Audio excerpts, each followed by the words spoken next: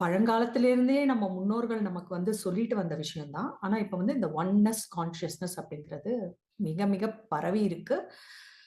அந்த ஒன்னஸ் கான்ஷியஸ்னஸ்க்கு தான் நான் தமிழ்ல ஒருமைத்துவம் அப்படின்னு தமிழாக்கம் செய்து நான் உங்களை அதற்கு அறிமுகப்படுத்துகிறேன்.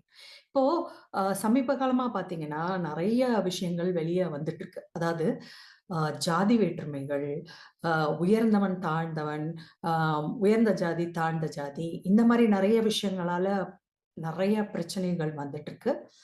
காலம் காலமாக நம்ம சமூகத்துல வேற விதமான நெறைய பிரிவினைகள் இருந்துட்டு வந்திருக்கு. அதாவது அ ம வ பணக்காரன், ஏழை, நிற வேற்றுமைகள். உலகளாவிய லெவல்ல பார்த்தோம்னா, நம்ம நிற வேற்றுமைகள். வெள்ளையா இருக்கிறது, கருப்பா இருக்கிறது. அப்புறம் அம் அ சில நாடுகள் உயர்ந்த நாடுகள், சில